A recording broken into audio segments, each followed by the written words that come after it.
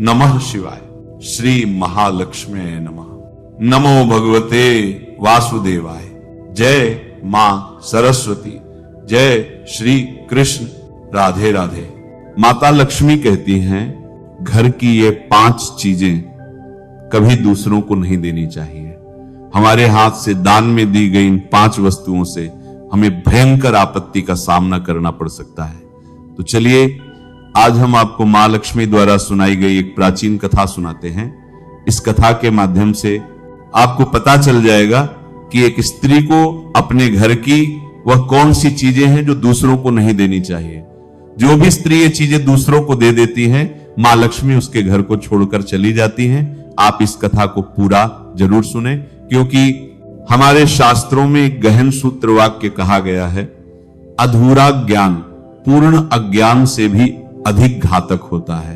अज्ञानी व्यक्ति तो कुछ जानता ही नहीं, उससे भूल हो भी जाए तो उसे क्षमा किया जा सकता है, किंतु जो व्यक्ति थोड़ा बहुत जानकर भी पूर्णता से नहीं जानता, उसकी भूलें विनाश का कारण बनती हैं। वह सद्भावना में भी अशुभ फल लाता है। आज मैं आपको जो कथा सुनाने जा रहा हूं वह कोई साधारण कहानी नहीं है। यह कथा है माता लक्ष्मी की। ये कथा एक स्त्री के भाग्य की, और ये कथा है उन 5 वस्तुओं की जिन्हें यदि किसी स्त्री ने भूलकर भी दान में दे दिया तो स्वयं मां लक्ष्मी उस घर को छोड़कर चली जाती है। घर में सेवा होते हुए भी, पूजा होते हुए भी, धन होते हुए भी लक्ष्मी चली जाती है। ये कथा डराती भी है और संभालती भी है। आप सभी से मेरा अनुरोध है, कृपया अपना ध्यान केंद्रित कीजिए और मन को एकाग्र कीजिए। माता लक्ष्मी स्वयं कहती है, मैं वहां नहीं ठहरती जहां ज्ञान में पवित्रता का दान कर दिया जाता है। दान महान पुण्य है, ये तो सनातन सत्य है। दान से पुण्य प्राप्त होता है, सम्मान बढ़ता है। किंतु हे प्रियजन, यह भी समझना अत्यंत आवश्यक है कि दुनिया की हर वस्तु दान योग्य नहीं होती। कुछ वस्तुएं ऐसी पवित्र आत्मा होती हैं जो घर की समृद्धि, शांति और सुरक्षा का आधार होती हैं। जब वही वस्तुएं अज्ञानवश घर से बाहर चली जाती हैं तो घर में दरिद्रता, क्लेश और विनाश प्रवेश कर जाता है। धन चला जाता है, प्रेम चला जाता है, सम्मान चला जाता है। आज की यह कथा उसी रहस्य को उद्घाटित करेगी। सुकन्या एक आदर्श नारी का चित्रण पूर्व काल की बात है। मध्य देश में एक अत्यंत सुंदर और समृद्ध नगरी थी। उस नगरी में सुव्यवस्था थी, सुख था, संपन्नता थी। उसी नगरी में रहती थी एक स्त्री, उसका नाम था सुकन्या। सुकन्या कोई साधारण स्त्री नहीं थी। वह गुणों की खान थी, वह पतिव्रता थी, धर्मनिष्ठ थी, दयालु थी, संयमी थी, और सबसे बड़ी बात, उसका हृदय करुणा से भरा हुआ था। जो कोई भी उसके द्वार पर आता वह खाली हाथ नहीं लौटता था। उसकी कीर्ति दूर दूर तक फैली हुई थी। लोग कहते थे, यदि धरती पर लक्ष्मी का कोई स्वरूप है तो वह सुकन्या है। उसकी दिनचर्या देखने योग्य होती थी। सुकन्या प्रतिदिन ब्रह्म मुहूर्त में ही जाग जाती थी। उसके उठते ही घर में जीवन का संचार होने लगता।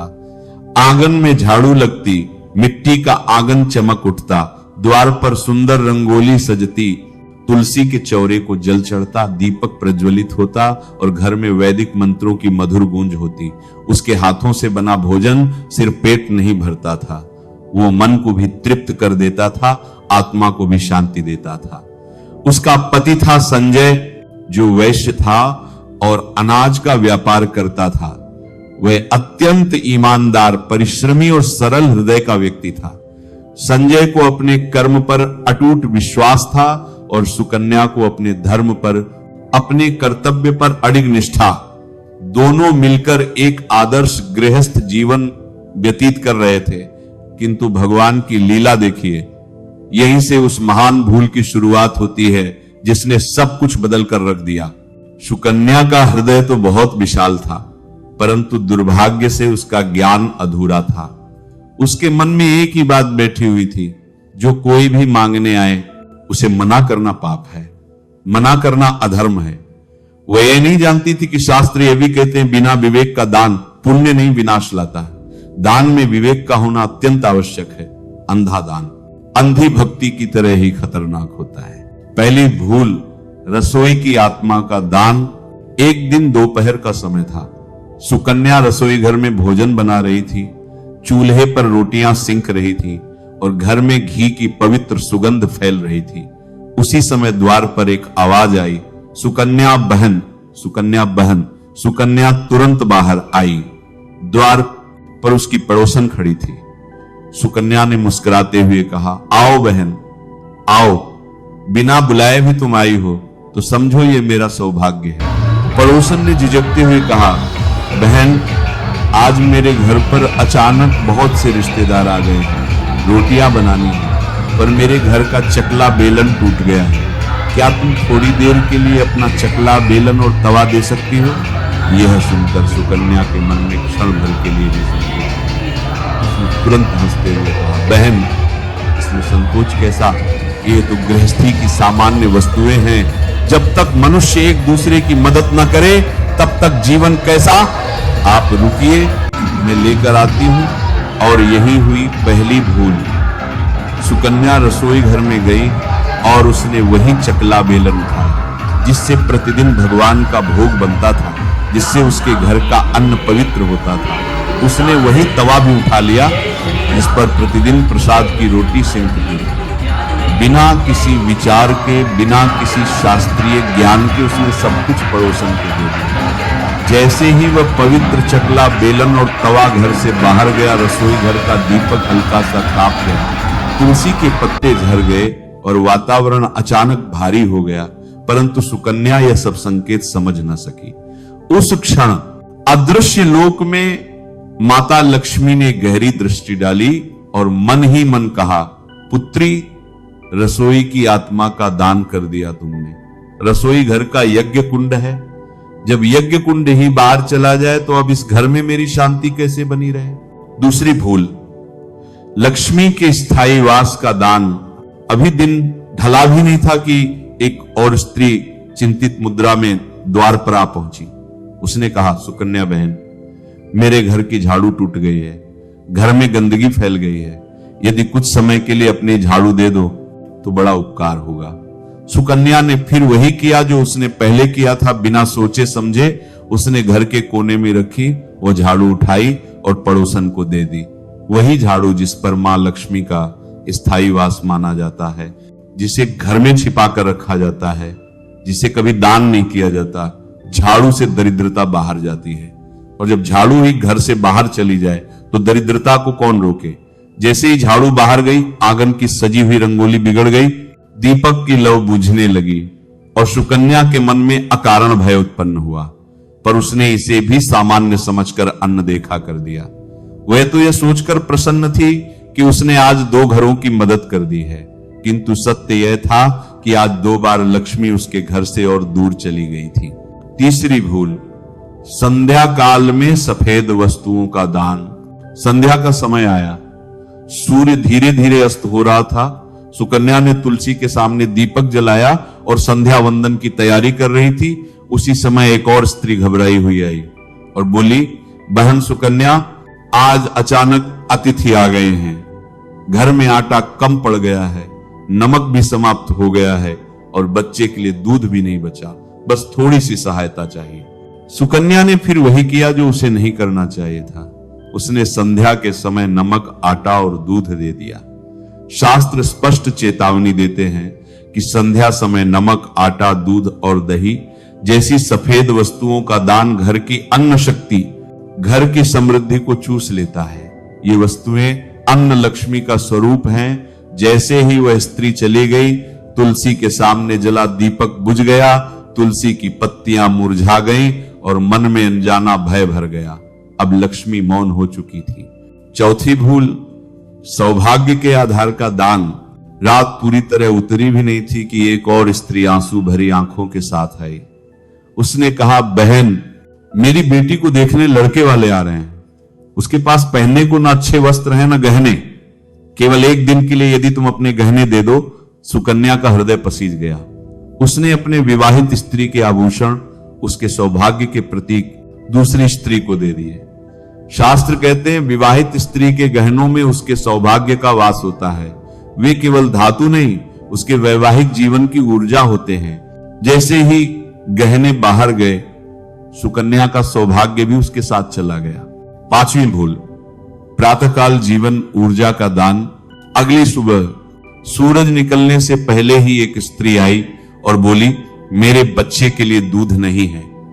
दयालु सुकन्या ने सुबह सुबह दूध दे दिया। ये अंतिम प्रहार था। प्रातःकाल दूध का दान घर की जीवन ऊर्जा को बाहर भेज देता है। दूध बच्चों का पोषण परिवार की शक्ति और मानसिक स्थिरता का प्रतीक है। विपदा का आगमन और निष्कासन। उसी रात आपदा टूट पड़ी। संजय की दुकान लूट ली गई, तिजोरी खाली हो गई। जब संजय को यह पता चला तो क्रोध और निराशा में उसका धैर्य टूट गया। घर में कोलाहल मच गया, आरोपों की वर्षा होने लगी। सास ने कहा, तू ही तो हर किसी को घर की वस्तुएं देती रहती थी, उन्हीं में से किसी ने घर साफ कर दिया होगा। पति गर्जा, तेरी दानशीलता ने हमें सड़क पर ला खड़ा किया। अब इस घर में तेरे लिए कोई स्थान नहीं। सुकन्या हाथ जोड़कर रोने लगी, क्षमा मांगने लगी। परंतु जब लक्ष्मी नहीं होती तो करुणा भी मर जाती है। संजय ने कठोर स्वर में कहा, अभी इसी क्षण इस घर को छोड़ दे।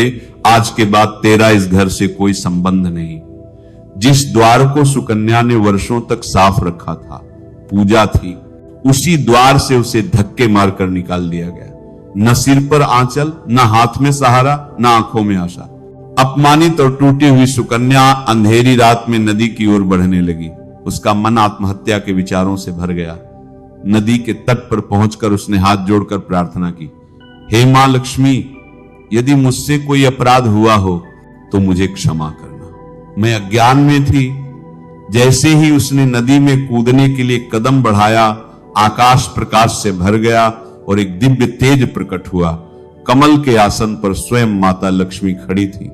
उनकी वाणी गूंजी, रुक जाओ सुकन्या, आत्महत्या सबसे बड़ा पाप है। जो स्वयं को मारता है वह ईश्वर की देन को ठुकराता है। माता लक्ष्मी का उपदेश और 5 रहस्यों का उद्घाटन। सुकन्या भूमि पर गिर पड़ी और विलाप करने लगी। माता लक्ष्मी ने करुणामय स्वर में कहा, हे पुत्री सुकन्या, तू दुष्ट नहीं है, तू अज्ञानी है और अज्ञान में किया गया पुण्य भी विनाश का कारण बनता है। सुन, मैं तुझे वे 5 रहस्य बताती हूं जिनका दान घर को शून्य कर देता है। प्रथम, तेरी पहली भूल रसोई घर से आरंभ हुई। चकला, बेलन और तवा ये केवल उपकरण नहीं है। रसोई घर का यज्ञ कुंड है जहां देवताओं को भोग चढ़ता है।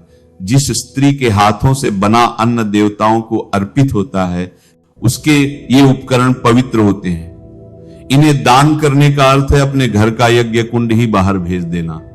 इसी क्षण मैंने तेरे घर से पहला कदम बाहर रखा। द्वितीय, तेरी दूसरी भूल झाड़ू का दान थी। झाड़ू में मेरा स्थायी वास होता है। ये दरिद्रता को बाहर करती है। जब झाड़ू ही घर से बाहर चली जाए तो दरिद्रता को कौन रोके। इसीलिए तेरी दुकान लूटी गई, तिजोरी खाली हुई। तृतीय, तूने संध्या समय नमक, आटा और दूध दान किया। ये सफेद वस्तुएं अन्न लक्ष्मी का स्वरूप हैं। संध्या देवताओं का समय है, इस समय इनका दान करना। घर की अन्न शक्ति को बाहर भेज देना है।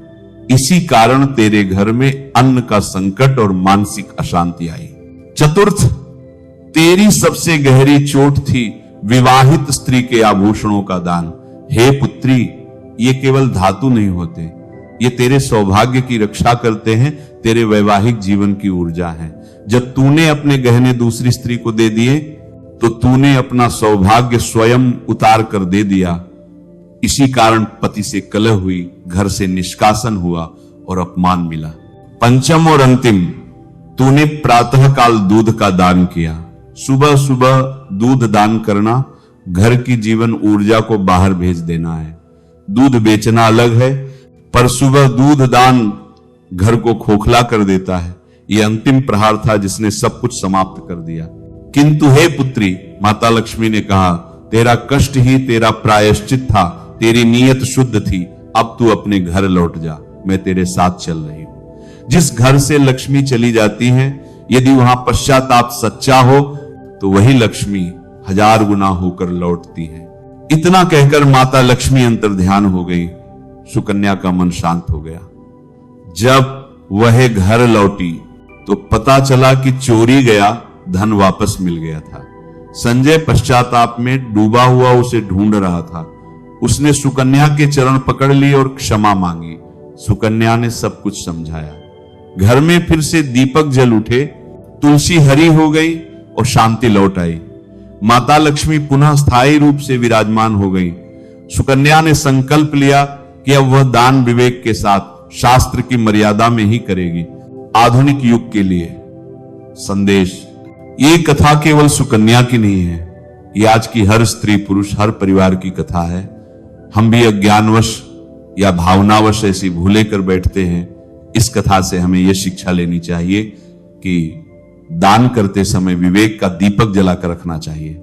याद रखिए, ये 5 वस्तुएं कभी दान नहीं करनी चाहिए। प्रथम, वह चकला, बेलन और तवा जिससे घर का भोग बनता है। द्वितीय, घर की झाड़ू। तृतीय, संध्या समय नमक, आटा, दूध, दही जैसी सफेद वस्तुएं। चतुर्थ, विवाहित स्त्री के आभूषण। पंचम, प्रातः काल दूध का दान। इन वस्तुओं की पवित्रता को समझिए, इनकी रक्षा कीजिए। दान का फल तभी शुभ होता है जब वह ज्ञान और विवेक के साथ किया जाए। माता लक्ष्मी का वरदान है कि जो स्त्री या पुरुष इस कथा को श्रद्धा पूर्वक पूर्ण रूप से सुनता है और इसके संदेश को अपने जीवन में